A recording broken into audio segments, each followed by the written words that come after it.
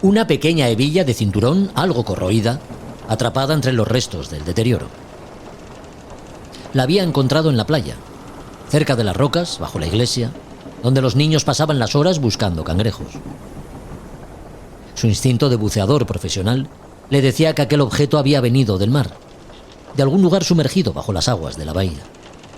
Era su obsesión, una especie de comezón que le hacía recorrer a diario en bajamar el arenal de levante a poniente con la mirada fija en el horizonte, preguntándose por el origen de la pieza. Cualquier señal sobre la superficie del mar, una corriente, gaviotas en grupo flotando o el burbujeo casual creado por un pez al desaparecer, podía convertirse en la indicación de que, bajo cualquiera de ellas, se encontraba el lecho de donde procedía su tesoro. Aquella costa había sido testigo del trasiego de múltiples y variadas mercaderías a bordo de embarcaciones bien construidas, pero no siempre preparadas para afrontar un temporal. Muchos fueron los naufragios que llegó a cobrarse y se dejaron algo en el fondo del mar. No era extraño pensar que la pieza, tan celosamente custodiada, hubiese estado en algún momento de la historia ciñendo la cintura de un guerrero o un comerciante. La mañana era fría. Una ambulancia, 2 coches de policía y una lancha neumática varada en la orilla atrajeron su atención y la de muchos paseantes que también se acercaron al lugar. Los pies descalzos y el cuerpo semidesnudo e inerte que reposaba en la arena aún conservaba el pantalón hecho jirones del que colgaba un cinturón roto, sin hebilla. A Son de Mar, el podcast para marinos y amantes de la navegación.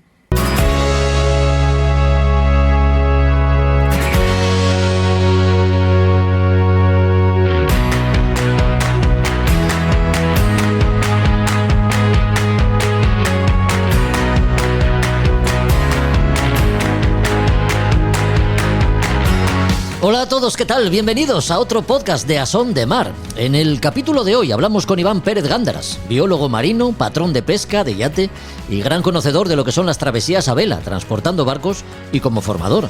En la actualidad gestiona el uso de uno emblemático, la Peregrina, el precioso ketch diseñado por el prestigioso Hermann Frears, que un buen día acabó en manos expertas, las de Javier Babé, tristemente fallecido en su tornaviaje del reto Astrolabio y que ha sido recuperado por la asociación náutica Navega Bayona con la finalidad de ser utilizado en viajes de formación oceánica. No te pierdas los detalles de la interesante entrevista que hemos mantenido con Iván y que podrás ver en su totalidad la próxima semana en el canal de YouTube A Son de Mar, el podcast. Juan Meredith está en el Atlántico rumbo a San Salvador de Bahamas. De momento con buenas opciones de batir el récord de la ruta del descubrimiento y algunas roturas. Con él hemos hablado en ruta, guardando una posición que lógicamente ya no tiene, pero que nos ha servido para ponernos al corriente de sus evoluciones. También contamos con los libros de librería náutica Robinson. El de hoy recupera la figura ficticia de un figura, Long John Silver, que parece regresar de la isla del tesoro. Los personajes de las Españas de ultramar y sus exploradores, con Josu Jiménez. Y los análisis de lo relativo a la náutica, con Roberto Bucetas, que hoy nos habla del material pirotécnico a bordo, completan este episodio que ya comienza. Pero antes, escucha esto, que seguro te interesa. Distintos orígenes, un solo destino. Historia, tradición, cultura y una travesía a vela. La que lleva a peregrinar a Santiago de Compostela. Del 5 al 27 de junio, con salida en La Rochelle, un año más se celebra el Camino a Vela. Disfruta de 12 días de navegación y consigue tu credencial de peregrino en un ambiente náutico de camaradería, compartiendo las experiencias de un viaje cargado de aventura. Últimas plazas, monta la tripulación y consigue la tuya. Entra en la web El Camino a Vela e infórmate. El Camino a Vela, tras la estela del pasado.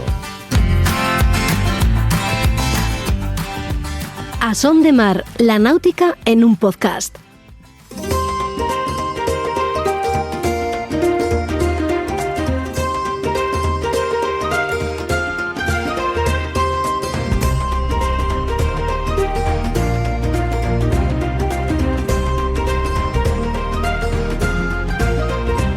El Aruna acogió la entrevista que grabamos para el canal de YouTube y de la cual a continuación escucharéis un buen extracto. Hablamos con alguien que desde su más tierna infancia vivió muy cerca el contacto con la mar.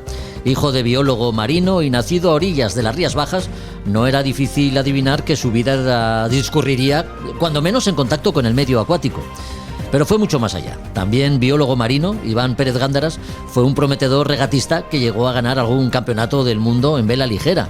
Su inquietud por el saber marinero le llevó a hacerse patrón de pesca de litoral y, aunque no ejerció como tal, embarcó en barcos que navegaron para faenar por las frías aguas del Atlántico Norte, Terranova y la Antártida. La vela de crucero ha ocupado la mayor parte de su tiempo como profesional de la náutica. En la actualidad es gerente y director de Julio Verne, escuela que hace uso de un barco emblemático para la formación de sus alumnos, la Peregrina, el Quech, que fue propiedad de Javier Babé y que también hemos querido conocer a fondo, no sin antes saber algo más de Iván como navegante, empezando por sus comienzos. Pues empecé como casi todos, con tus padres. Teníamos un barquito pequeñito, no sé si conoces un modelo de barco que se hacía aquí en España, que era el Tosho 24, barquito de 24 pies, muy sencillito, que navegaba muy bien y con el que navegábamos aquí en las Rías Bajas y nos íbamos todos los años al Cantábrico. Y ahí fue como empecé, pues no sé, desde mi más tierna infancia. Tengo fotos en el barco desde, vamos, en la cuna. Ya. De ahí pasé a navegar en vela ligera. Sí, como la mayoría de regatistas de élite, si me permites decirlo así, que llegaron a participar en campeonatos, ganando en tu caso además en el Campeonato del Mundo de clase cadete en el 1989. Sí. Empiezas, como comentas, en la vela ligera, ¿no? ¿Tenías claro ya lo que querías? ¿Sería la mar el escenario de tu trayectoria vital? Bueno, no, ahí estaba jugueteando. Simplemente era una persona que me gustaba el mar, me gustaba el deporte. Siempre he vivido rodeado de agua. Mi padre también es biólogo marino. Veraneábamos en Viveiro y estábamos rodeados todo el rato de agua. Siempre estábamos en el agua. Entonces, para mí era un placer nada más. Y era lo natural, una progresión natural. Pues evidentemente estás navegando y la manera que hay aquí de navegar cuando eres pequeñajo es meterte en el mundo de las regatas. Con lo cual, por eso entré ahí. La vela ligera te llevará a conocer el mundo de la competición, de la que extraes, digamos, los primeros conocimientos para gobernar un barco, conocer el régimen de vientos, el correcto trimado de las velas, pero digamos que las artes de marear exigen algo más que eso, ¿no? Eres marino de vocación por tu profesión y experiencia. Igual esta pregunta es un poco comprometida, Iván. ¿Qué cualidades crees que debe tener una persona de mar? ¿Cuáles son para ti las más importantes o las que tú más aprecias? Bueno, ahí te puedo hablar lo que yo valoro para navegar con alguien y lo que puedo valorar cuando quiero contratar un patrón. Entonces, a nivel personal, lo que valoro es el carácter. Es más que la experiencia, es el carácter a bordo. Es un espacio muy pequeño en el que pasas mucho tiempo juntos, en el que duermes poco, duermes mal, estás cansado, estás fuera de tu zona de confort. Entonces, tener una persona que tenga un carácter sociable, que sea tranquilo, que sea divertido, es algo que es lo que más valoro. O sea, tener una persona arisca, se me hace muy cuesta arriba. Teniendo en cuenta que soy una persona un poco especial porque he navegado mucho y me dedico profesionalmente a ello. Ya. Y a nivel profesional, pues es que casi te voy a decir lo mismo. La técnica se aprende, pero el know-how de cómo tratar a las personas a bordo, cómo gestionar esa convivencia tan cercana, eso es más difícil de aprender.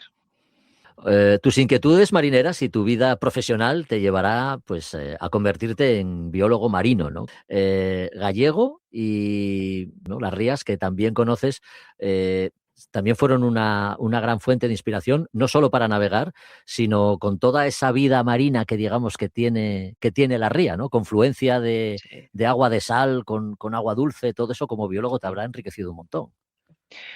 Bueno, hay una frase muy mítica sobre el Parque Nacional de las Islas Atlánticas que tenemos aquí en las Sí, CIES. Es así una es, sí. exageración, pero tampoco es una exageración tan grande. En 1 metro cuadrado debajo del agua en las CIES te vas a encontrar la misma biodiversidad que en todo el Mediterráneo. Fíjate. Entonces, claro, eso te marca, por supuesto. Aparte, ya, además de navegar, también buceaba mucho. Con lo Claro. cual, cada vez que te metías debajo del agua, pues estabas descubriendo cosas nuevas. Oye, ¿cómo fueron tus experiencias en Terranova, a bordo de barcos de pesca, ¿no? Estabas, barcos de pesca de Sí, altura, allí claro. estuve en barcos de pesca y oceanográficos. Pues Ajá, es muy bonito. Terranova es una costa preciosa para conocer, la verdad. La pena es que hace mucho frío y hay mucha niebla, ya. pero es un sitio, piensa que se lleva pescando en los grandes bancos de Terranova desde el siglo XV. Ujú. Es un sitio que tiene muchísima cultura española. O sea, cuando bajas Sí, en Terranova hay pueblos que tienen nombres españoles. caray. Claro, es que hemos estado mucho tiempo pescando allí. Portugueses y españoles han ido a pescar bacalao pues desde hace no sé cuántos siglos. Ya. Y a nivel naturaleza es espectacular, espectacular. Sí, sí. Y también es donde se generan todas las borrascas, porque es donde confluye la masa de aire fría que viene del polo con aire caliente que viene corriente del Golfo. Entonces es una zona especialmente técnica y muy interesante, la verdad. Llegaste a faenar en la Antártida, un continente especialmente protegido. Por eso nos Sí. llama la atención eso de pescar en la Antártida, que se pesca en la Antártida y cómo se pesca. Cuéntanos cómo fue tu experiencia allí. Bueno, lo primero que yo era biólogo a bordo, nunca he ejercido como patrón de pesca, es Ajá, importante. bien. Entonces era un biólogo a Vale. bordo y después de ser biólogo me formé como patrón de pesca de altura. Ujú. En la Antártida realmente es una zona muy, muy protegida a muchos niveles, hay muchísimo control para no causar impacto en la fauna y en la flora. Bueno, en la flora no hay mucha flora, perdón, en la fauna, más bien. Por favor. Y y realmente estaba en un barco de pesca que le daban una licencia especial para hacer una especie de acción piloto de prospección. Digamos que trabajaba como un barco oceanográfico siendo un barco de pesca. Sí. Entonces estaba descubriendo si había recursos con una especie en concreto que le llaman bacalao negro o merluza de fondo, creo que le llaman. Y es una de las especies con más valor económico del mundo. Es un pescado blanco, muy rico, la verdad, muy sabroso y que funciona mucho en países como Estados Unidos, que no les gusta mucho el pescado y parece un filete realmente, o en Japón, funciona muy bien. El precio en lonja en su día, esto ya ha pasado años, pero el precio en lonja que tenía el kilo, yo creo que eran unos 20 euros, y estoy hablando de hace 20 años. 20 euros el Ahí. kilo en lonja es una pasada, es vamos, un valor increíble. Es el oro negro de los mares, esta especie. Y era Sí. un pescado que se pescaba a mucha profundidad, se pescaba a 2000 metros con palangre de fondo, o sea, Joder. con anzuelo a 2000 metros. Y era una cosa curiosa, la verdad, porque pescábamos pegados a la banquisa de hielo. O sea, realmente tienes el océano y se empieza a concentrar todo el hielo y tienes todos los icebergs incrustados. Estábamos pues a 200 millas casi de lo que es el continente de la Antártida pescando. Ujú. Y otra cosa curiosa es que muchas veces estos peces llegaban con marcas, con ventosas enormes y con unas laceraciones muy bestias, y era que el fondo del mar está lleno de calamares gigantes. Entonces largábamos el palangre y estos calamares estaban en el fondo y se iban comiendo los pescados. Caray. Una cosa muy curiosa. Y de hecho tuvimos un calamar gigante que subió vivo. Yo creo que fuimos los primeros que hayamos visto, que vimos en un calamar gigante vivo en directo con nuestros propios ojos. ¿Ah, Y sí? subió a superficie. O sea, yo creo, no sé, estaba despistado, estábamos en medio de la banquisa de hielo y vamos, tengo el pico en casa. Joder. Imagínate. Ya estamos en la Antártida y la Antártida es Sí. un sitio importante, es un lugar que ocupa pues un hueco importante en esta entrevista Ujú. porque nos servirá para hablar del otro o de la otra protagonista de la charla que estamos manteniendo, porque junto a la asociación Bayona Navega embarcáis en la Peregrina, ¿no? El barco que fue propiedad de Javier Babé, Sí. capitán de la Idus de Marzo, que, por cierto, cubrió varios minutos de emisión en este podcast, Ujú. en los primeros capítulos. Javier Babé fue uno de los primeros navegantes que llegaron a la Antártida, españoles, ¿no? En nuestra historia reciente, a bordo Exactamente. de la Idus de Marzo. Tú Ujú. conociste a Javier, ¿qué recuerdo tienes de él, Iván? Hombre, yo tengo un recuerdo muy, muy bonito de Javier. Vamos, yo estoy en este mundo a nivel náutica de recreo profesional gracias a Javier, de hecho. O sea, Ajá. fue a bordo de la Peregrina hace muchos años, navegando en el Caribe, cuando me decidí a dar el paso y dedicarme full time profesionalmente a la náutica de recreo. Y fue gracias a Javier y a Cristina, su mujer, y a la experiencia maravillosa que viví con ellos en el Caribe, disfrutando como nunca había disfrutado jamás. Ujú. Entonces ahí se generó una relación que se convirtió con el paso de los años en una amistad. Y bueno, fue una relación preciosa, la verdad. Era una persona muy especial, sigue siendo una persona muy especial, Ujú. Javier, para mí. Recordemos que el último reto de Javier Babé a bordo de la Peregrina fue el reto Astrolabio, ¿no? Cruzar el Ujú. Atlántico con los medios con los que se navegaba antaño, sin ningún Mm. tipo de apoyo tecnológico.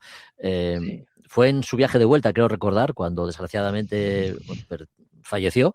Y tú cogiste el testigo de la Peregrina, por decirlo de alguna forma, ¿no? ¿Alberga la Sí. Peregrina algo del espíritu que dejó Javier Babé? Seguro que sí. Totalmente. A ver, Javier era una persona muy pura en la navegación. O sea, yo creo que ya no puede haber navegantes como él, porque Javier, claro, cuando él empezó a navegar a nivel Sí. profesional, que era capitán de marina mercante, no había GPS. Entonces, su día a día era el uso del sextante, el uso del posicionamiento, una navegación mucho más compleja, como era antes, mucho más precisa, porque te jugabas la vida y no tenía ayudas. Entonces, la peregrina, cuando yo cojo la peregrina, no había electrónica. O sea, la mínima indispensable, no había nada. Había un GPS, pero que lo usaba de vez en cuando. Entonces, navegaba por instinto muchas veces, por instinto y por conocimiento previo. Ahora mismo, ninguno de nosotros navega así. Navegamos porque es muy cómodo y muy seguro. Todas estas ayudas que tenemos para la navegación ahora mismo. Entonces, no se usa. Tengo patrones Sin duda. profesionales que directamente, cuando les quiero contratar para hacer un transporte, que si el barco no está armado hasta los dientes de electrónica, me dicen directamente que no quieren hacer el transporte. Dicen, no, yo no sé si navegar sin, pues eso, sin un ICE, sin un radar, sin una serie de cosas. Y dices, oye, es más difícil, sí, pero se puede navegar. Bueno, pues Javier era de esos, de los de antes, de los que se cruzaba el Atlántico sin hacer antes un estudio meteorológico, que Sí. tenía un barco que era duro como vamos, era... La peregrina es un barcazo y aguanta lo que no está escrito. Con lo Mm. cual a él le gustaba navegar así. Y aparte era una manera, yo creo que era una manera en el fondo de, ¿cómo decirlo? A Javier no le gustaba dar lecciones a nadie ni dar consejos, pero él predicaba con el ejemplo. Entonces él tenía una forma de navegar y él pensaba que navegar era eso, era enfrentarse al mar y lo que tenga que venir, que venga. Y yo tengo que estar Ujú. preparado para eso. Eh, y claro, se está perdiendo, se está perdiendo. Yo Mm. mismo estoy pervirtiendo la peregrina. O sea, he puesto un calentador de agua en la peregrina. O sea, nunca tuvo un calentador de agua, por Dios. Eso es un lujo etrusco. Si Javier levantase la cabeza, ¿verdad? Exactamente, diría, ¿pero qué haces ahí? No hay mejor forma de ahorrar agua que poner agua fría a bordo. Y después tienes Ya, toda la ya. razón. Dice, nadie la va a malgastar, ¿no? Mm. Bueno, y ahora que está en tus manos, si tú conoces bien el barco, ¿cuáles son sus cualidades marineras? ¿Qué es lo que más destacas de la Bueno, peregrina? ¿Y qué nos puedes decir de ella? vamos a ver. Lo que destaco de la peregrina, yo y todos los que hemos navegado en la peregrina, que somos muchos, es Sí. la confianza que da este barco. Es un diseño que aguanta muchísimo. Es un barco que navegas, pues no sé, estás navegando con 30 nudos, con 3 metros, 4 metros de ola de través y el barco lo llevas perfectamente a mano. Am, es un barco que es muy sencillo a nivel de manejo, no tiene sistemas complejos, no tiene hidráulica, no tiene winches eléctricos, todo es manual, con lo cual Sí. al final todo es muy fiable. Al final no deja de ser todo poleas, cabos y tela, no tiene más. Mm. Mm. Eso hace que sea un barco muy fiable y de hecho Javier, bueno, pues esos 40 travesías en ninguna se quedó tirado. Al final siempre arreglaba. Evidentemente un barco hace muchas millas, pues tienes un mantenimiento y hay cosas que se rompen, ¿no? Sí. Pero siempre llegó a destino. Ujú. Entonces es un barco que nosotros, que estábamos hace tiempo buscando un barco de formación oceánica, es perfecto. Es perfecto, lo tiene todo. Un barco que pueden llevar los alumnos en cualquier condición meteorológica, que pueden tocar todo. Porque otra cosa que tiene es que tiene muy repartida la superficie bélica, no tiene grandes velas. Al no tener grandes velas, digamos que puedes tocar lo que quieras sin miedo a hacerte daño. Los barcos Ya. modernos con un solo palo, un 70 pies modernos, va a tener una superficie bélica brutal. Claro, puedes tener cargas de toneladas en una escota y ahí hay que tocar con cuidado, porque como se te escape del winche, pues la mano sale volando. Entonces, la Peregrina en Sí, ese sí. sentido es un barco muy fácil para navegar y muy bueno para hacer formación. Y luego a la vez, y aquí es donde entra la magia de German Frears, ha conseguido hacer un barco rápido. Claro, hacer un barco que sea estable y que aguante condiciones duras es relativamente sencillo. Pues le pones un palo muy corto, muy poca vela, y le metes mucho lastre y entre comillas eso no lo mueve nadie. Pero conseguir que aparte sea un barco rápido y que navegue con brisas, eso ya es más difícil y eso lo tiene la Peregrina. Por un ejemplo, el último cruce que hemos hecho pues desde, bueno, desde Canarias, Cabo Verde, Caribe, la media que hemos hecho está cerca de 8 nudos y en VMG serían 7 nudos y medio hicimos. VMG sería rumbo a destino y velocidad del barco, teniendo en cuenta que no vamos a rumbo directo, vamos haciendo largo y vamos haciendo otras Ujú. luchadas, con lo cual es una media alta, la verdad, para un Sí, barco sí. de crucero oceánico. Sí. Hasta el momento, los alumnos, vamos a decir, que han Sí. pasado por la Peregrina, ¿qué es lo que más destacan de este barco, Iván? Imagino que cada uno lo adaptará pues a su conocimiento, La ¿no? confianza. A su Es experiencia. que sí, la confianza. Yo creo que es la confianza. Tú cuando estás haciendo navegación oceánica estás muy fuera de tu zona de confort. Yo, de hecho, Ya. una de las personas que he visto más cómodas a bordo en travesía oceánica ha sido Javier. Es que Javier parecía que estaba en casa, en el salón de su casa. Y no estás, o sea, cuando estás en el océano, pues muchas veces te venden, y a veces lo veo incluso en vídeos de gente que está cruzando, que parece que están queriendo quitarle hierro al asunto. A ver, no es que sea peligroso, no es peligroso hacer navegación oceánica, pero no estás en tu zona de confort, estás siempre en la zona de estrés. Tienes que estar vigilando un montón de cositas porque como se rompa algo, tienes que arreglártelas tú por ti mismo. Entonces, esto es importante destacarlo. Bueno, pues Javier parecía que estaba en su casa.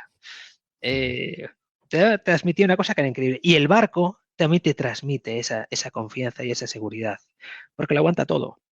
Muchas veces digo que hay dos tipos de barcos, los que te dicen mejor no salgas tanto, no te alejes tanto, y que te dicen, ¿por qué no te vas más lejos? Pues la peregrina es de este segunda, es de las de Sí, decir, bueno, me quedo aquí porque no me apetece, porque si no me voy a Nueva York, o me cruzo la Atlántica, sí, sí. o me doy la vuelta al mundo, porque es un barco para eso. La Peregrina, un barco de características muy particulares, ideal para el Mm, fin para el cual lo habéis destinado, como nos has dicho, mm, la formación. Es desde luego. importante destacar a este respecto, Iván, Mm, que la Peregrina se ha convertido también en un instrumento, como hablamos, ¿no? Y decimos, para enseñar las habilidades y técnicas de navegación oceánica, y que mm. está destinada, y esto es importante destacarlo, a que las escuelas de navegación hagan uso de ella. Mm. Es decir, ¿cómo y en qué condiciones? ¿Una escuela de navegación se pone en contacto con vosotros a través de Navega Bayona y pueden gestionar durante unos días la Peregrina para sus cursos de formación? ¿Es así? Sí, vamos a ver, realmente lo estamos usando como un barco de alquiler, pero es Sí. un barco de alquiler muy especial. Es un barco de alquiler oceánico con un programa muy concreto. En general, lo que le pasa a todas las escuelas y le pasa a la que tiene mi empresa, es que no tenemos suficiente volumen de alumnos como para poder mantener un barco de este tipo. Sí. Y esto es una cosa que por muy bien que hagas tu labor comercial, pues que va a pasar. Entonces, yo lo que quería desde el minuto cero es que la Peregrina navegase y que navegase todo lo que pudiese. No es un barco para estar parado. Y por otro lado, teníamos un legado de formación que dije, bueno, pues si yo no llego hasta ahí, ¿por qué no van a llegar otras escuelas? Entonces lo que dijimos es, pues vamos a hacer que este barco sea el barco de todos, de todas las escuelas. De forma que tenemos, bueno, pues tenemos un protocolo estándar para que ellos puedan alquilar el barco y, y estamos encantados de que ellos integren su propio programa de navegación oceánica dentro del programa anual que tiene la Peregrina.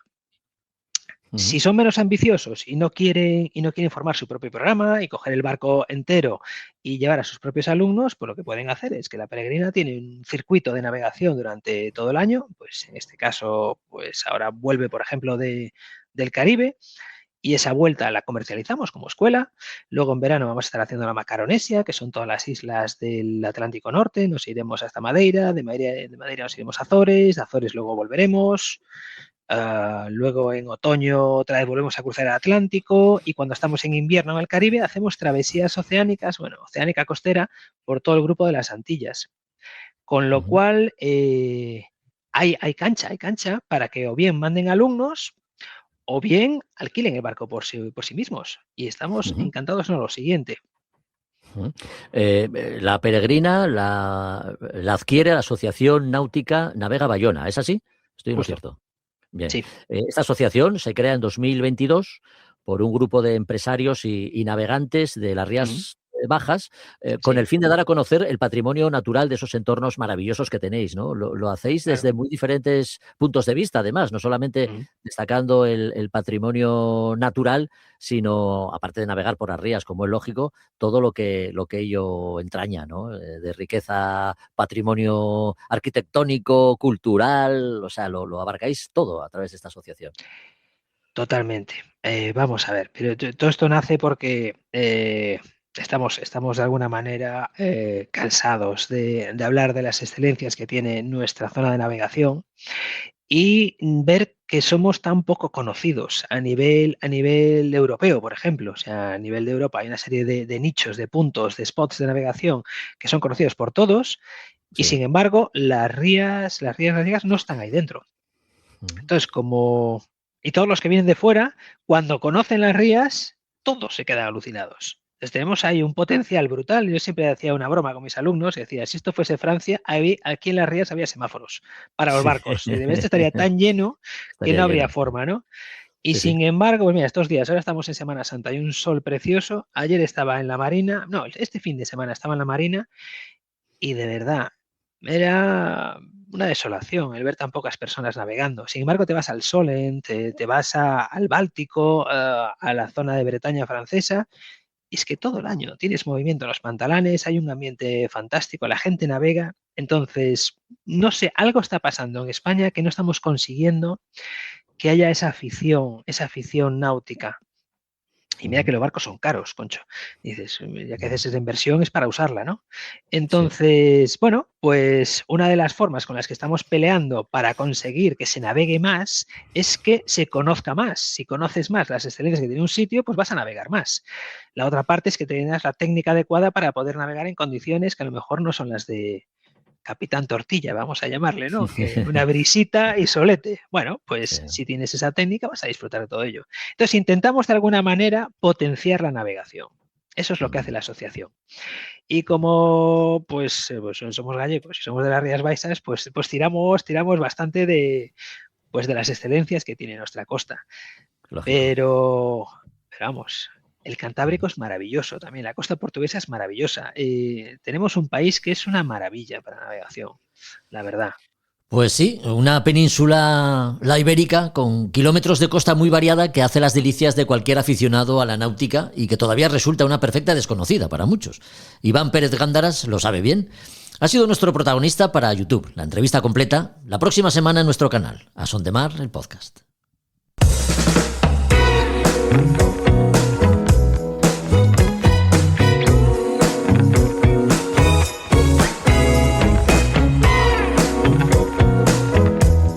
A Son de Mar, el podcast de Jorge Uría.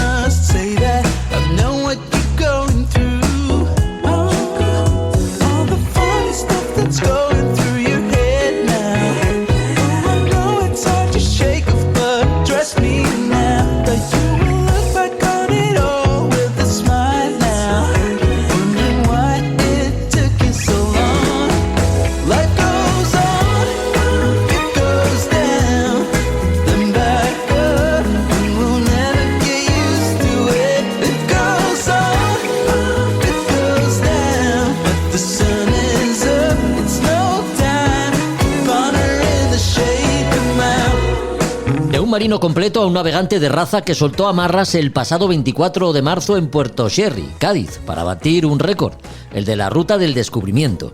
26 grados 28 3 minutos norte, 30 grados 31 minutos oeste. Esta es la posición en la que encontramos en este preciso instante a Juan Meredith. Con viento de aleta, los alisios reinantes le están ayudando a hacer medias que le pueden llevar a cumplir el objetivo. De momento la cosa parece que pinta bien. Bueno, mejor que nos lo cuente él. ¿Qué tal, Juan? ¿Cómo estás? Hola, Jorge. Hola, Juan, ¿dónde te encuentras? Uy, se te oye un poco mal, pero bueno, espero que tú me oigas mucho mejor. Te oímos perfectamente. ¿Dónde te encuentras? Última hora de situación. Bueno, pues la última hora es que hace un par de horas se nos ha roto la driza del... ¿Me oyes? Sí, perfectamente, sí. Cuéntanos. Sí, te digo que hace nada, un par de horas se nos ha roto el speed pesado. Ya habíamos roto el speed más grande. Se ha ido al agua y al ir al agua se ha roto. Bien, lo hemos recuperado sin posibilidad de volver a utilizarlo. Uh-huh. Y ahora vamos con código cero, también muy rápido. Mira, ahora mismo vamos a 13 nudos. Uh-huh. De corredera, sí, igual de fondo. Y seguimos apretando con lo que tenemos. Sabemos que vamos bien, que estamos en tiempos de récord. Y bueno, mientras quede algún trapo, apretaremos. ¿Qué condiciones tenéis en este momento? Pues 23 nudos de viento de un nordeste, que la mar de viento, fantástico. Por fin tenemos un poco de sol porque no lo estamos viendo mucho, vamos bastante cubierto entre nubes, pero ahora sí tenemos sol, que es fundamental para poder también generar energía con los paneles solares y buena temperatura, se va yendo muy bien. Mira, un dato curioso. Sí. Todavía estamos con una temperatura de mar de 19.1 grados. Eso es muy importante porque nos elimina un poquito esa temperatura de agua alta que pudiera generarnos más chubascos y más complicaciones. Vamos a aprovechar ahora que tenemos conexión contigo para hacer breve repaso de lo que lleváis hecho hasta ahora. La salida fue el día 24, condiciones de viento duro en la bahía de Cádiz. Para empezar, si de batir un récord se trata, no fue un mal comienzo, ¿no, Juan? Sí, empezamos muy duro, luego nos calmó un poquito, que era algo previsto, un poquito, y ya inmediatamente entró ese viento que salía del estrecho duro, que subió hasta 42, 43 nudos mantenidos. Eso nos permitió ver el barco a tope. El barco tiene su nuevo récord en 21,4 y bien, tomamos una opción viendo la meteo de defender el lado de la costa marroquí, sí, que salió muy bien cuando roló el viento más a un 3.30 más o menos. Y nos permitió ir de un bordo hasta la parte que veíamos más complicada hasta el momento, que era cómo salir de las calmas de Gran Canaria, ¿no? De Gran Canaria y de las demás islas, pero especialmente Gran Canaria. Así que entramos desde bastante separado. De hecho, no llegamos a ver ninguna isla. Cogimos la calma, faltaría más, no podía ser de otra forma, pero bueno, creo que las solucionamos muy bien. Estuvimos unas 10 horitas peleando aquí y allá, cogiendo todos los roles. Fue día muy intenso y ya pudimos empezar a salir y a poco coger el alisio que ahora nos acompaña y que nos está permitiendo hacer 270, 280 millas en rumbos directos. Bueno, ya sabíamos por lo que nos habías dicho, por lo que habías comentado antes incluso de la salida, que efectivamente especial atención te merecía el desvente de las Canarias, ¿no? Sí, exactamente. Sabíamos que era dramático, igual que, por ejemplo, la llegada, ¿no? La llegada allí es de gestionar mucho, puede haber muy poco viento. Y aunque vemos la meteo y parece que nos quiere acompañar hasta allí, vamos a dar un salto entre dos anticiclones que espero que nos beneficie ahora, además al tener unas velas un poco diferentes, no tan deportantes. Pero sí, tanto Canarias como la llegada a Bahamas va a ser, bueno, creo que definitivo. Navegáis impulsados por los alisios, los vientos que llevaron a Colón a descubrir un nuevo continente y a Pedro Menéndez de Avilés en su misión por colonizar la Florida.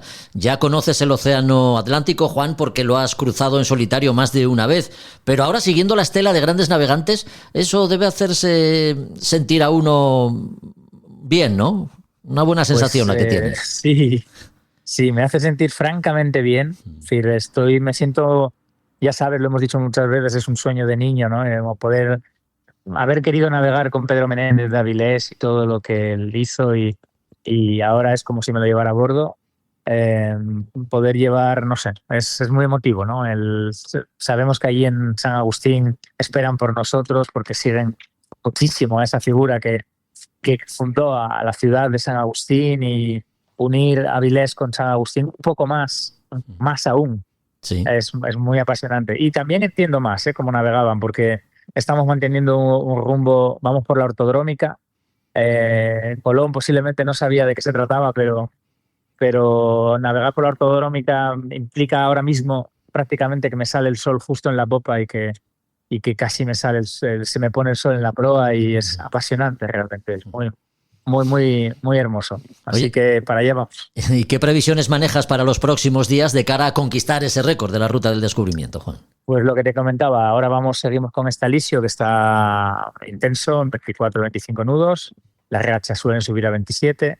Ese salto entre los dos anticiclones nos va a meter vientos más del norte.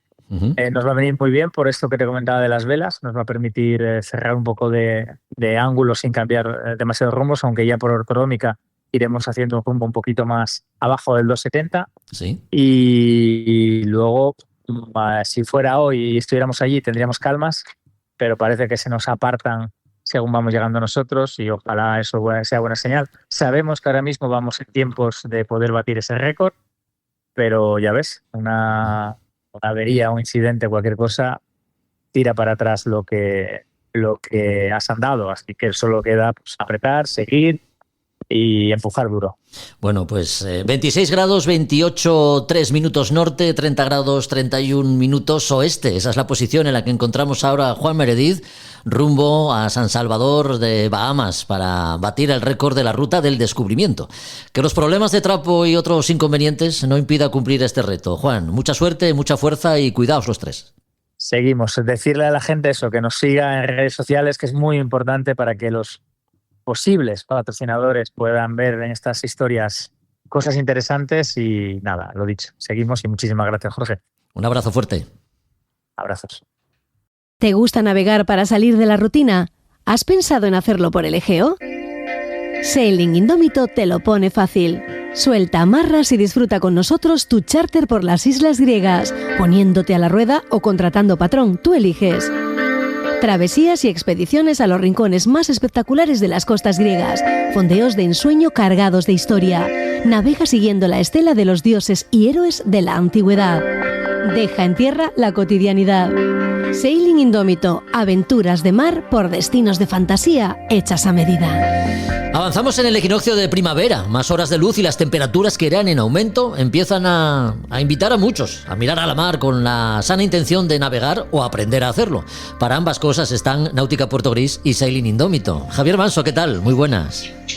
Hola Jorge, muy buenas. Pues aquí estamos de nuevo otra vez. Estáis ahí en Menorca. Seguro que se ve la vida con la luz que tenéis y los colores en el agua propios casi del verano de otra manera, ¿no? Ganas de navegar ya, imagino, entre mucha gente. Sí, por supuesto. Empieza la época poética, donde están en las aguas turquesas las temperaturas ideales y se pide la cerveza fría. Bueno. Sí, entramos en esa época, sí. Bueno, pues es un buen momento, por tanto, para recordar a nuestros oyentes que pueden apuntarse a esa travesía que haréis a Ibiza en fechas próximas, me parece. Cuéntanos algo más sobre este proyecto. Correcto. Pues nada, tras lanzar la de Grecia de este año, nos hemos dispuesto a lanzar, colaborando con la Escuela Tramontana Menorca aquí en Mahón, ¿sí? Hacer la circunnavegación a las Baleares, o por lo menos el intento, ¿no? Vamos a salir desde aquí, desde Mahón, vamos a navegar... vamos a dividir las etapas en navegación como de altura y la navegación costera, en la que al principio vamos a navegar del tirón hasta Mallorca, fondearemos allí, descansaremos un poquito y luego vamos a Ibiza y trataremos de encontrarnos pues con mi amigo Tomás, que ya sabes que colaboro mucho con él.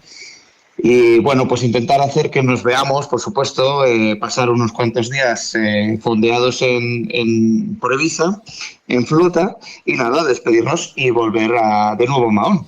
Entonces esto lo desarrollaremos pues para julio, la semana del 6 al 12, más o menos. Y bueno, lo haremos con el barco de aquí de la escuela. Sí.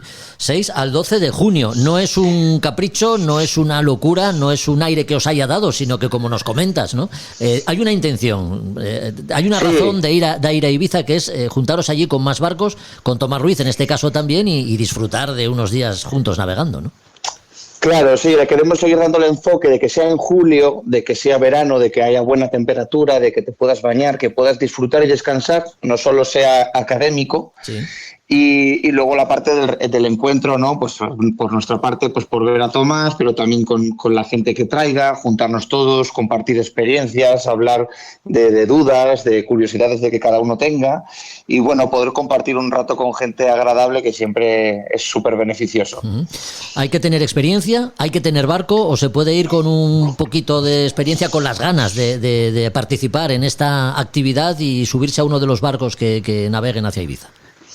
Nada, esta experiencia está diseñada para cualquier tipo de perfil. Puedes venir con nosotros tanto si nunca has subido a un barco y no tienes la experiencia y quieres vivirlo, si ya sabes, si tienes tu propio barco, e incluso si quieres venir con tu propio barco y acompañarnos en la experiencia, también estás totalmente invitado, quien sea, a acompañarnos, y es apto para todos los públicos, siempre que se quiera aprender un poquito más de navegación y disfrutar de un buen rato con el clima que suele haber aquí en julio.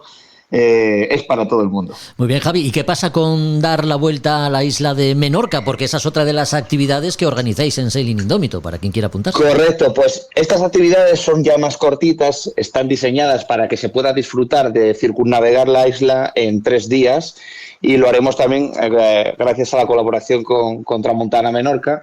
Pues nada, cogemos su barco y organizamos la forma de navegar la isla más efectiva en 3 días. Siempre comiendo fondeados para poder bañarnos, durmiendo fondeados y el resto del día aprendiendo nuevas maniobras de fondeo, conocer también rincones concretos de la isla, por si se vuelve otra vez o si se quiere alquilar el día de mañana un barco y navegar por su cuenta. Y bueno, son actividades que realizamos ahora a partir de primavera en adelante, durante el verano también y hasta finales de octubre, con la idea de poder ofrecer a la gente que no tiene una semana, marcharse 3 días, dar la vuelta a la isla, fondear en muchos sitios bonitos, aprender algo de navegación y conocer a gente nueva. Bueno, así que tanto la actividad de navegar de Mahón a Ibiza como esta de dar la vuelta a Menorca, estamos a tiempo, porque ya se abre el plazo, ¿no?, para poder inscribirnos. Sí, está abierto el plazo, ya hay algunas plazas reservadas, pero sigue habiendo disponibilidad.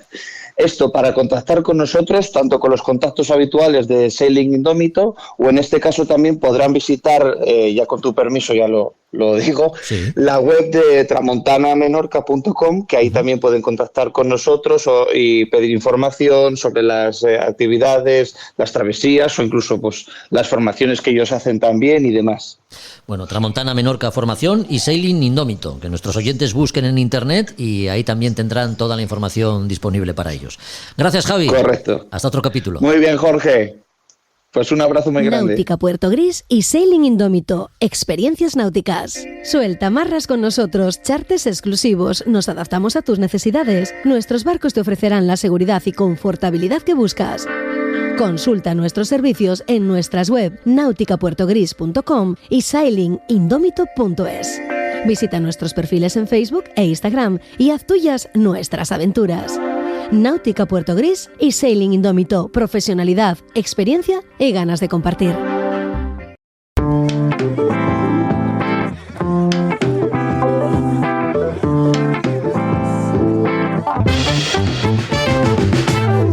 Son muchas las cosas de las que estar pendientes mientras navegamos, pero a veces también hay tiempo para sumergirnos en las páginas de un libro. Por eso recurrimos a Librería Robinson para que Juan Melgar nos sugiera algún título con el que disfrutar de esos momentos de descanso. Así que vamos a ponernos con ello. ¿Qué tal, Juan? Muy buenas, ¿cómo andas? Hola, Jorge, pues aquí estupendamente, como siempre. Hoy nos toca hablar de Long John Silver, pirata y enemigo de la humanidad. Ese es el título del libro que nos traes para hoy. Cuéntanos, ¿qué nos vamos a encontrar en sus páginas? Pues sí, hoy es Long John Silver, que bueno, como todos los buenos amantes de la literatura, de la literatura en general, y más concretamente de la que nos suele interesar aquí, que es uno de los libros más conocidos y totémicos, pues ese personaje que es Long John Silver el Largo, que es en la Isla del Tesoro, es ese pirata, ¿no? Que bueno, el ron, la botella del ron, etcétera. Bueno, todos conocemos, ¿no?, lo que es la Isla del Tesoro. Y bueno, esto es de la mano de Björn Larsson, un autor sueco. Nos viene esta novela un poco sobre la vida, una autobiografía de la vida de Long John Silver, de John Silver. Entonces, bueno, pues es aventura pura de piratas, bueno, en fin, de todo lo que... Tiene todos los buenos ingredientes para disfrutar de una buena lectura de aventuras marítimas. Sí, eso parece, sí. El autor recupera además a este personaje de ficción en una nueva aventura que lo retrata, ¿no? Sin concesiones al buen hacer ni la recta moral, ¿no? Sigue siendo un tipo, pues eso, pendenciero, libertino, en fin. Pues sí, tiene todo para ser un pirata con todo lo que asociamos al pirata, ¿no? La crueldad, pero bueno, a la vez con un cierto sentido de la justicia a su manera. Sí. Bueno, y es un al final, pues bueno, eran lo que eran piratas, pero bueno, se regían por sus propios códigos y sus propios sentido de la justicia. Y lo que hacían sobre todo yo creo que era sobrevivir, ¿no? Sobrevivir en ese mundo tan duro que era la navegación en la época de la vela. O sea que eran vidas duras. Yo creo que siempre se ve como eso, pues eso, la aventura y tal, pero la realidad debía ser mucho más dura, mucho más, además, como le capturaran a uno, lo que le esperaba era una soga y el cuello, la soga alrededor del cuello. Con lo cual, pues son siempre eso, vidas que se prestan mucho para escribir buenas páginas de literatura, como es esto. Sí, la figura del pirata como el retrato humano que encarna, pues, todas esas sombras, ¿no? Que al final todos los humanos llevamos dentro, ¿no? Pero también el lado, pues ese, ¿no? El lado bueno de la lealtad y esos códigos que efectivamente eran los que regían en su mundo, pero eran los que ellos tenían y con los que jugaban, ¿no? Al final de eso se trata un poquito también. En este libro se cruzan también otros personajes relacionados con la Isla del Tesoro, Daniel Defoe y John Hawkins, me parece. Pues mira, sí, con esto salen muchos personajes, pues Morgan, etcétera, legendarios de la historia de los piratas. Y aquí también aprovecho también porque, claro, es Daniel Defoe. Sí.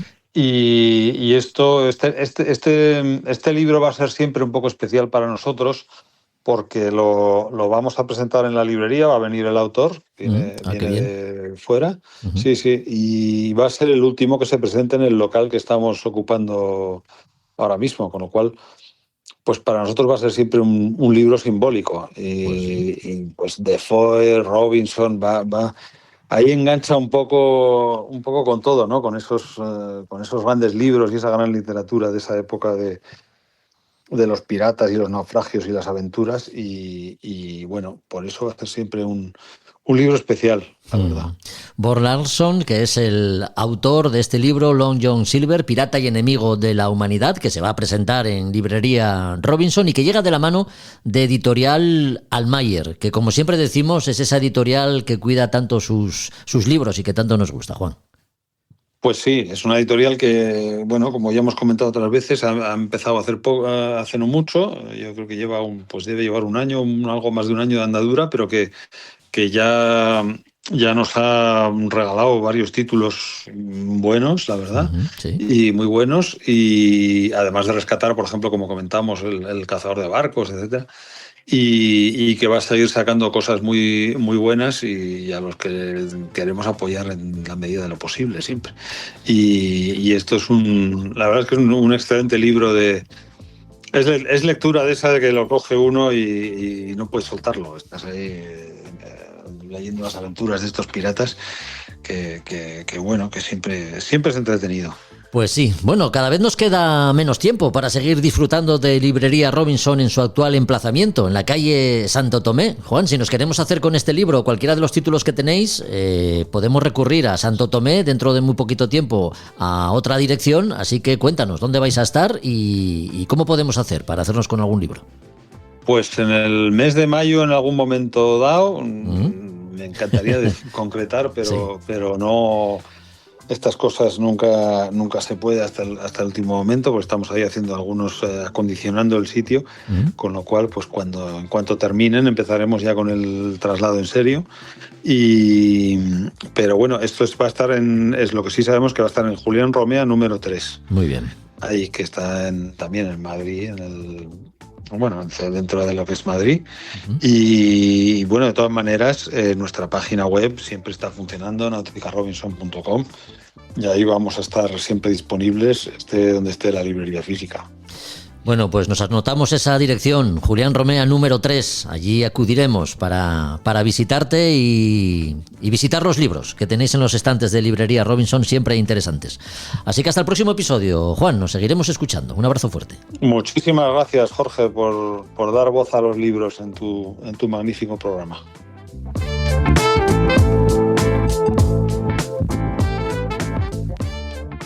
A Son de Mar, el podcast para marinos y amantes de la navegación.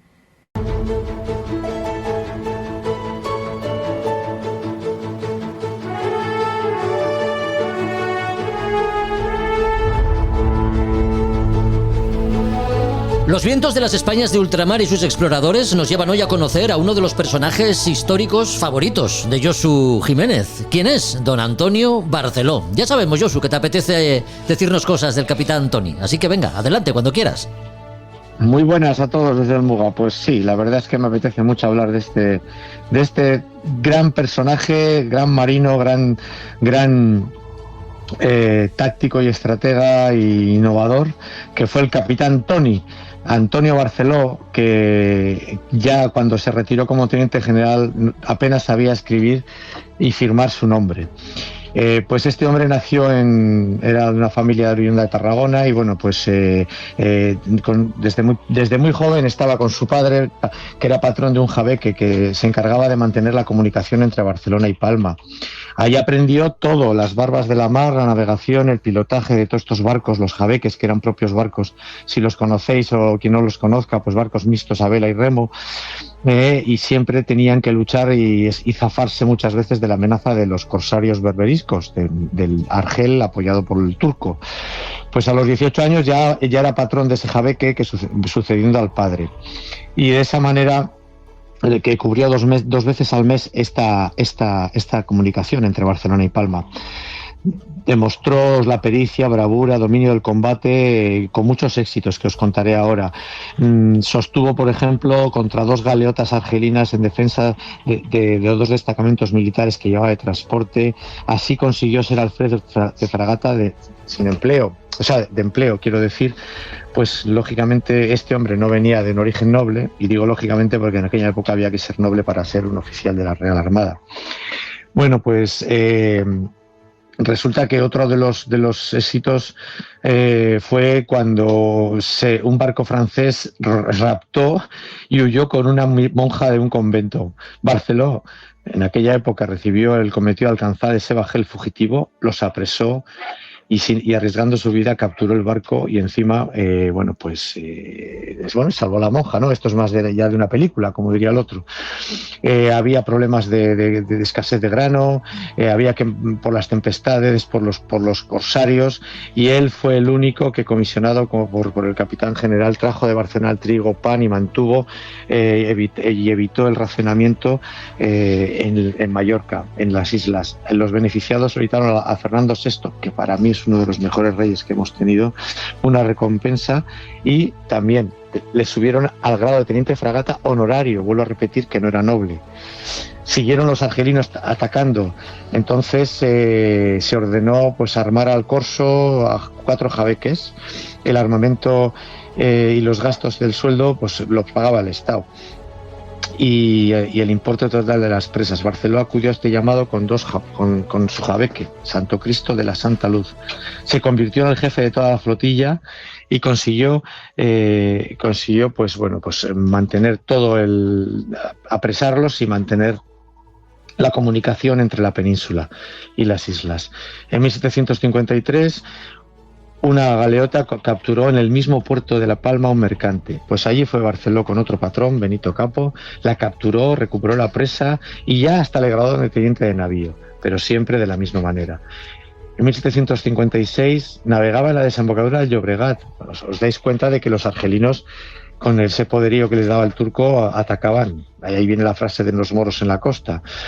Pues persiguió, 2 galeotas fueron las que atraparon, les perseguía 2 galeotas, allí, los plantó cara, las hizo huir a una de ellas y capturó la segunda.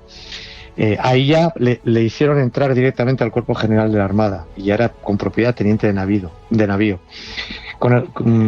Continuó llevando el correo y los transportes.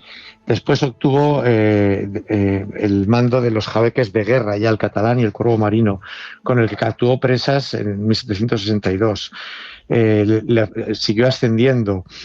Luego ya el gobierno le puso a sus órdenes 4 jabeques de nueva construcción y ese apresó 4 buques moros en la costa catalana.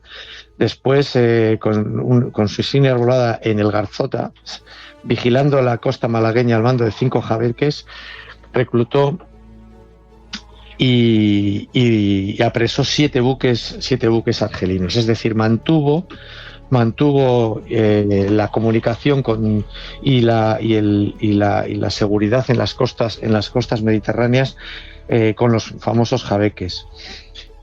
Y en principio luego ya estuvo estudiando un poco la navegación, lo que es la construcción naval en ese sentido de las mejoras, y pues hizo reformas en los aparejos, propuso mantener el corso en época invernal, de tal forma que de esa manera pues Antonio Barceló mantuvo durante una década la seguridad y el apresamiento de un montón de buques de los moros apoyados por el turco.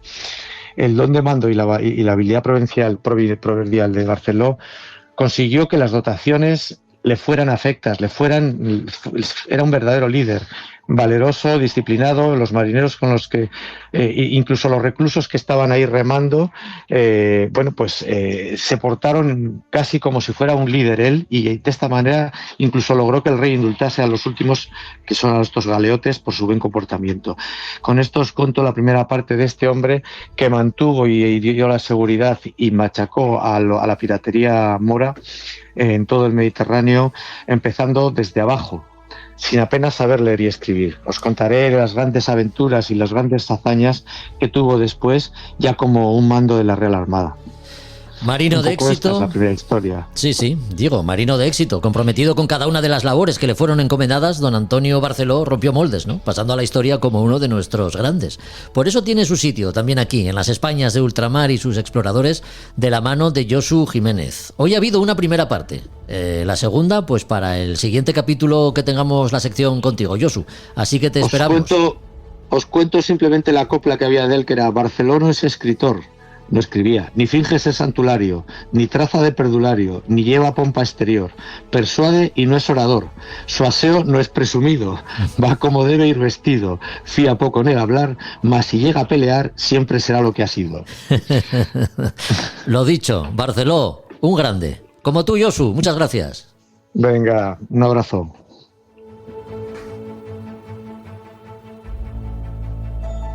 A Son de Mar, el podcast de Jorge Uría.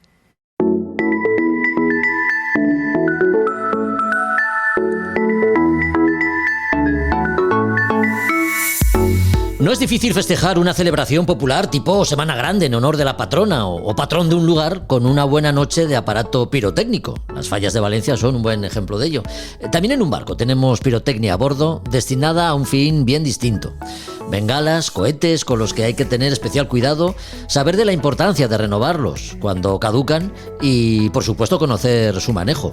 De ello hablamos los próximos minutos con Roberto Bucetas. Hola, Roberto, muchas gracias por acompañarnos un día más. ¿Qué tal, Jorge? Buenos días. Pirotecnia a bordo. Ojo, que no está para celebraciones, ¿no? Más bien para todo lo contrario. Cuéntanos. Sí, bueno, no es para celebrar aunque se habla de cosas de bengalas futboleras, no es para celebrar nada, es una cosa de una urgencia, de una emergencia y para pedir auxilio, son señales de socorro. Exactamente, sí. Bueno, ¿cuándo son obligatorias y qué debemos llevar a bordo en función a la zona de navegación en la que estemos operando o para la que tengamos despachada el barco? Dinos. Sí, está claro. Tenemos un Real Decreto que siempre hablamos de él, que es lo que nos obliga a la administración a tener a bordo. Y nos van a exigir tener un equipo de señales de socorro a bordo en función de la zona de navegación, ¿no? Podemos decir que para la zona 5 y 6 exigen 3 bengalas de mano. Para la zona 4 exigen 3 bengalas de mano y 3 cohetes con paracaídas. Ojo con esto, que esto ha cambiado con el Real Decreto nuevo del 2021, con lo cual antiguamente te exigían más, ahora van pidiendo menos equipo pirotécnico, ¿no? Sí. Y las zonas de 2 y 3 te exigen 6 bengalas de mano, 6 cohetes con paracaídas y un bote de humo, una señal fumígena flotante. Y en zona 1, 6 y 2, 6 bengalas, 6 cohetes y 2 botes de humo. Bengalas, cohetes y botes de humo, estas son las señales de socorro, cada una de ellas, Roberto, con unas características concretas para usar en situaciones diferentes o bueno, ¿cuándo tenemos que hacer uso de ellas y eso? ¿Cuáles son las características de cada uno de estos elementos? Bueno, sí, lo que sería va en función un poco del alcance, de lo que sería la visibilidad de cada una de ellas. Una bengala de mano es una señal emite una llama de color rojo brillante, y tiene una visibilidad de 8 millas de noche y 4 millas de día, es decir, podemos decir que es para un alcance medio, ¿no? El tiempo de exposición es 1 minuto, que relativamente, bueno, podemos decir que es poco tiempo, ¿no? Mientras que los señales de cohetes con paracaídas, el tiempo de exposición son 40 segundos. Es un equipo que es para mayor alcance, lógicamente, porque llega a una visibilidad de 16 millas de noche y 8 millas de día. Llega a una altura de 300 metros, con lo cual ahí estamos hablando de equipos pirotécnicos, estamos hablando de cosas un poco, bueno, que hay que respetar mucho lo que son las normas de utilización de estos equipos, porque podemos decir que, bueno, podemos hacer causar generalmente algún accidente o daños a otras personas en una mala utilización de estos equipos. Bueno, todos conocemos accidentes y no en el ambiente náutico y ambiente marítimo, sino en otras aplicaciones, en otros usos de todos estos equipos, ¿no?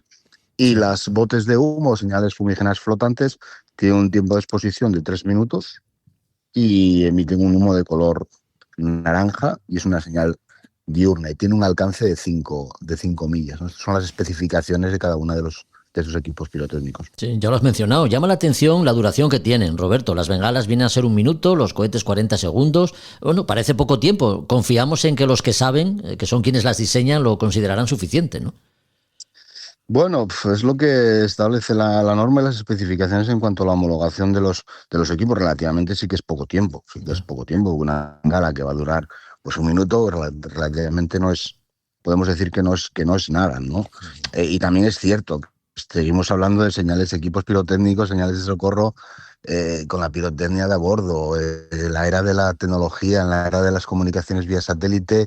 Bueno, pues queda un poco anticuado todo esto, ¿no? Existen otros equipos en la actualidad que están intentando, pues bueno, que yo supongo que en el futuro no muy lejano van a suplir a todos esos equipos que se hablan de las bengalas electrónicas de socorro, las EVDS, que en muchos países ya las reconocen, aunque todavía en estos momentos el SOLAS no las tiene contempladas como aceptadas como equipos de señales de socorro. Aunque, por ejemplo, el Corps americano sí establece lo que son las bengalas electrónicas de socorro como para sustituir los equipos pirotécnicos que tenemos en la mayoría de los sitios. Y la administración española, pues bueno, está igual que el SOLAS, lógicamente, y todavía no las reconoce como equipos homologados para pedir auxilio y pedir socorro. Pero bueno, se supone que esto va evolucionando, porque no tiene mucho sentido que llevemos todavía pirotecnia a bordo de un barco, pirotecnia que caduca, pirotecnia que bueno, que no deja de ser pólvora, no deja de ser explosivos. Está considerado como el código de MDG como explosivos a bordo. Y bueno, si tenemos equipos pirotécnicos o bengalas o cohetes caducados a bordo, podemos considerar que es el transporte de explosivos y podemos tener una multa importante por tener estos equipos a bordo caducados, ¿no? Pues hay que tener cuidado. Estas bengalas a las que aludías, las bengalas electrónicas, son las que incorporan luz LED, ¿verdad? Sí, es una luz LED. Se emite una luz LED y la duración son 6 horas. Y bueno, el alcance no es que sea mucho mayor que el que tienen los equipos pirotécnicos, las señales pirotécnicas, pero bueno, en prestaciones son muchísimo mejores desde el punto de vista de todo lo que sería no llevar explosivos a bordo, el mantenimiento, la duración. Bueno, va por ahí el tema. Incluso más seguras, ¿no? Porque si te encuentras en una balsa salvavidas con mala mar, a veces encender una bengala puede entrañar también su riesgo, ¿no? Lógicamente, estamos manejando explosivos. Cuando estamos utilizando estos equipos, pues bueno, no deja de ser, pues eso, un explosivo que tampoco entraña mucha dificultad su utilización de una bengala de mano. Pero bueno, pues hay que protegerse un poco, a lo mejor pequeñas micro quemaduras que se puedan producir con un guante. El tema del cohete con paracaídas, ojo con él, porque bueno, si por un despiste lo utilizamos de una mala forma, pues podemos, tener un accidente a bordo o una propia balsa salvavidas. Bueno, estos equipos para las balsas salvavidas pueden ser todavía, necesarios. A bordo del barco hay otros equipos. Ya hemos dicho muchas veces que la seguridad y la localización de todo el caso relacionado con emergencias va por el tema del ICE. Y las estadísticas americanas del Coast Guard dice que la localización de emergencias en la mar, el 95% de las localizaciones se producen por VHF. El caso de localizaciones por equipos pirotécnicos a bordo está en torno al 1%. Y muchas de esas localizaciones de emergencia por equipos pirotécnicos son falsas alarmas. Es decir, gente que está de fiesta o probando la bengala caducada que me queda a bordo, vamos a ver cómo funciona esto y la utilizamos, ¿no? Entonces, bueno, pues oye, hay que tener cuidado con todas estas cosas. Sí, sobre esto te quería preguntar yo, porque lógicamente tener todos estos elementos de seguridad en el barco está bien, es obligatorio, pero si además sabemos cómo usarlas, pues mucho mejor, ¿no? Y como se trata de elementos que preferimos no usar y que por fortuna no solemos hacer, ¿cómo refrescamos la memoria, Roberto? ¿Hay algún tipo de curso?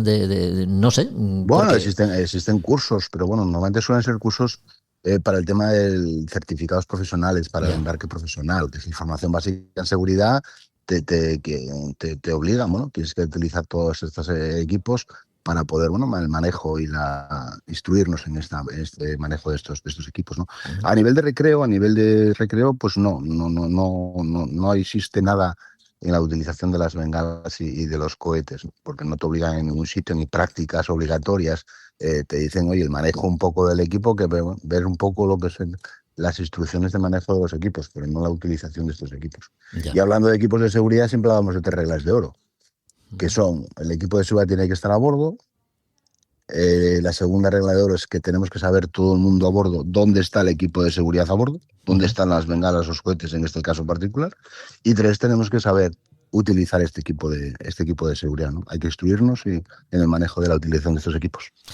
Pues así es, y aún sabiendo, siempre contando con la suerte, ¿no? Que también juega un papel importante. Quiero decir, que te vean, al final que te vean, ¿no?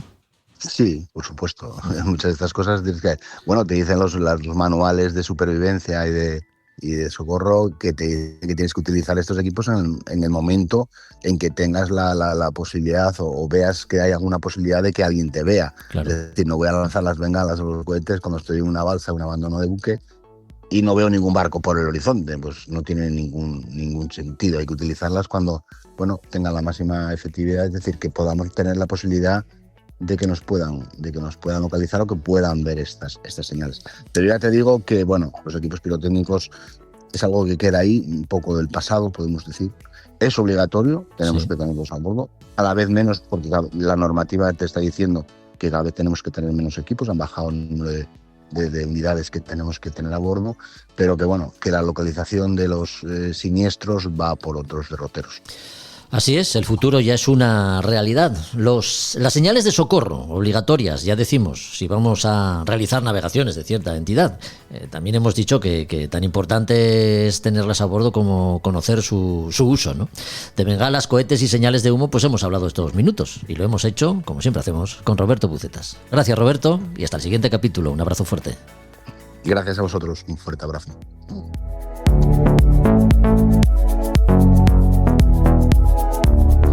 Pues hasta aquí otro episodio de A Son de Mar. Recuerda que volvemos en 15 días, pero la semana que viene, en nuestro canal de YouTube, A Son de Mar, el podcast, podrás ver la entrevista completa con Iván Pérez Gándaras y conocer La Peregrina. Síguenos en Instagram y Facebook, visita la web www.asondemar.com y comparte los contenidos si te gustan. Hasta el próximo capítulo. Adiós.